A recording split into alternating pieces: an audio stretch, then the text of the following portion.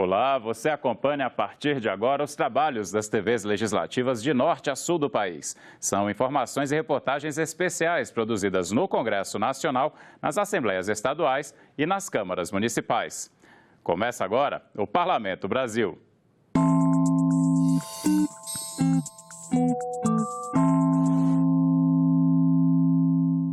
O Amazonas ganhou uma nova ferramenta de combate à corrupção.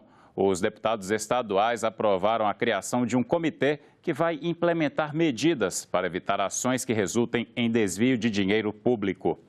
Veja na reportagem da TV Assembleia do Amazonas como vai ser esse trabalho preventivo.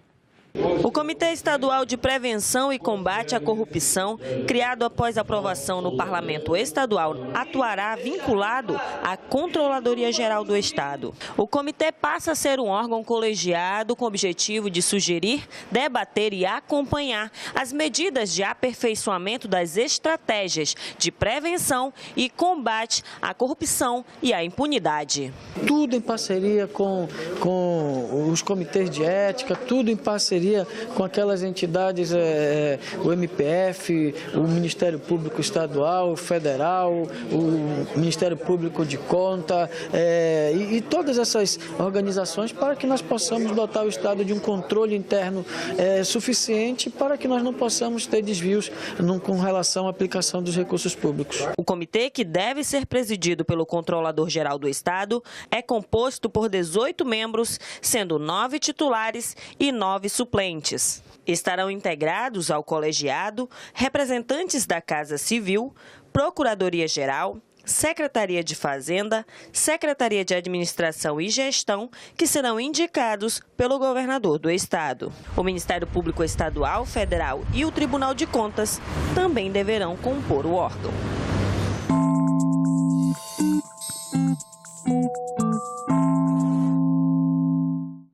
Parlamentares e especialistas se reuniram em comissão geral para debater a crise nas universidades brasileiras. Eles alegam que falta dinheiro para manter os restaurantes universitários e até para pagar contas de água e luz. E pediram a revogação da emenda constitucional que limita as despesas públicas por 20 anos e que reduziu investimentos em ciência, tecnologia e educação.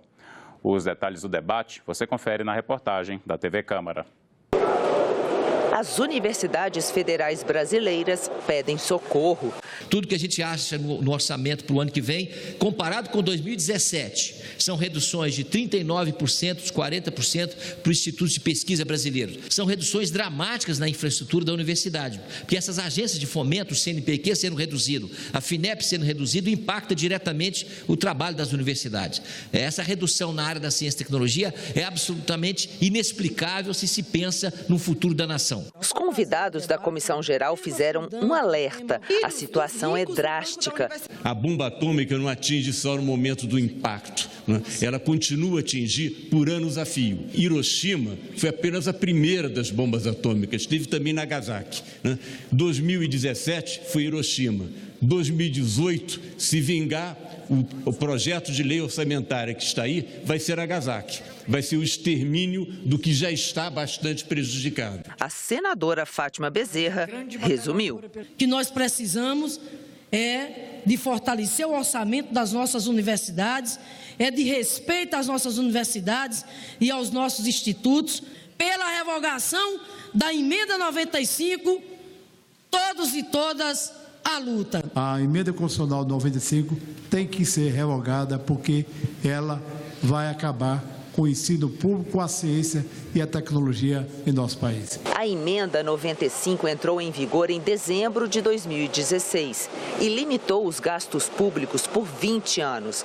Já agora, em 2017, as universidades públicas tiveram que demitir funcionários terceirizados, paralisar obras que estavam em andamento, além da dificuldade de manutenção de serviços básicos, como o pagamento das contas de água, luz e telefone. Pelos números do Ministério da Educação, houve uma redução de 15% das verbas para manutenção e funcionamento dos prédios e de 40% dos recursos para as obras em geral. Nós temos que nos unir de forma absolutamente suprapartidária em defesa das nossas universidades e de um orçamento mais justo. Os cortes e os contingenciamentos nas universidades, essas ações nos colocam um grande medo em relação ao futuro. E a defesa do ensino superior também foi tema de debate na Assembleia Legislativa de Minas Gerais. Parlamentares e especialistas participaram do lançamento da Frente Mineira de Apoio aos Institutos Federais de Educação, Ciência e Tecnologia. O movimento pede recursos para o setor, que enfrenta corte de verbas por causa da emenda do teto de despesas públicas. Confira na reportagem da TV Assembleia de Minas. Estudantes chegaram à Assembleia com faixas e gritos de ordem pela educação nacional. O representante do Conselho Nacional das Instituições de Ensino Profissional afirmou que nos últimos 2 anos, a verba de custeio dos institutos federais caiu 20% e a de investimentos 60%. A crise financeira já impede a criação de novas vagas e interrompeu obras de melhorias nos 6 institutos do estado, que oferecem cursos técnicos e também de ensino superior. A grande maioria das nossas instituições encontra-se na fase de consolidação. Então, a gente precisa de, principalmente, capital para poder manter esse nível. Então, são equipamentos, laboratórios, toda a parte de infraestrutura que, nesse momento, a gente está sofrendo muito. Nas universidades, o corte orçamentário foi de 11,8% em relação ao ano passado. E, segundo a Associação Nacional dos Dirigentes das Instituições Federais, o recurso para investimento caiu 46,2%. Cortes que comprometem principalmente a pesquisa científica no país. Se a gente não conseguir manter recursos suficientes para a manutenção dos estudantes das universidades, a gente pode ter uma grande evasão de estudantes nos próximos anos, já que estudos da própria Andifes mostram que hoje 60% dos alunos que estão nas universidades públicas vêm de famílias com renda familiar até 2 salários mínimos. Para o ano de 2018, nós estamos lutando para que o Orçamento Geral da União prevê investimento nas universidades e nos institutos federais. Hoje o orçamento foi enviado à Câmara dos Deputados com 0 de investimento. Teve um corte de 3 bilhões de reais. Para reforçar a mobilização política iniciada neste ano pela Frente Nacional Parlamentar em apoio dos institutos e universidades federais, foi lançada a Frente Estadual em defesa do ensino no país. Vamos propor também que as câmaras municipais que têm no seu município a presença desse equipamento do instituto ou da universidade possa também constituir a sua frente para nos ajudar nessa mobilização política.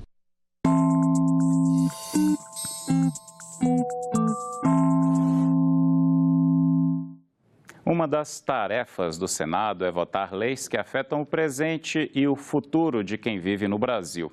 O que muita gente não sabe é que a Casa Revisora do Congresso Nacional também tem um compromisso com o passado do país. Não apenas guardar a história, mas também restaurá-la.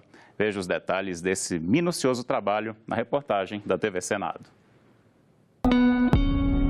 O estado de conservação e manutenção dessas peças é uma maneira de você exatamente dar sequência na lógica da história. O objeto em si é exatamente o que nos dá a comprovação de que aquilo é verdadeiro. Lixar cada centímetro da peça. Limpar documentos com produtos que devolvem ao papel a sua cor original. Tudo feito com equipamentos desenvolvidos especialmente para esse fim. Se documentos se perdem, se obras de arte se perdem, se mobiliário histórico se perde, se legados históricos se perdem, você não tem como contar ou resgatar uma história passada. Uma das principais atribuições do museu está exatamente em manter esse patrimônio no melhor estado de conservação possível.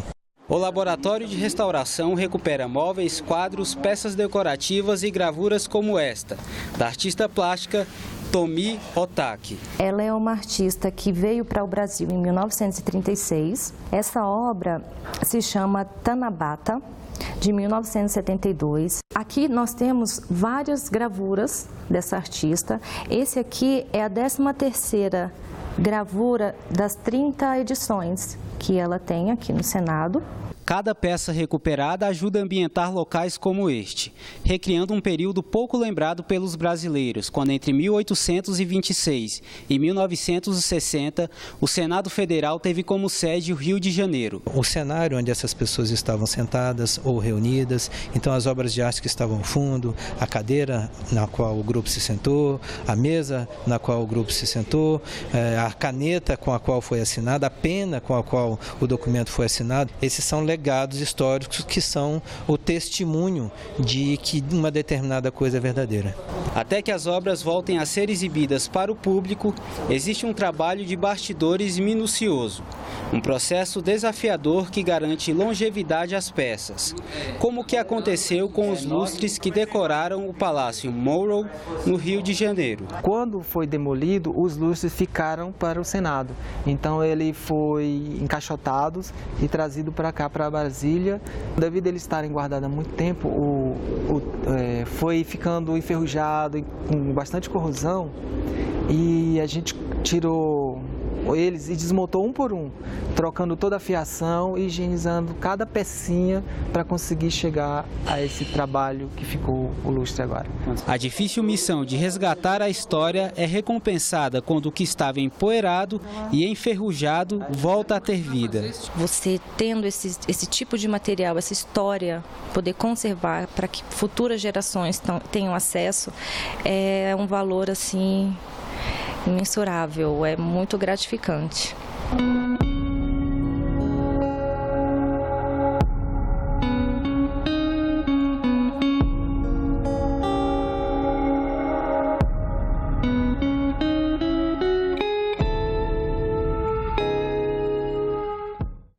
O programa de hoje fica por aqui. Se você quiser rever as reportagens apresentadas, é só acessar a nossa página, senado.leg.br/tv.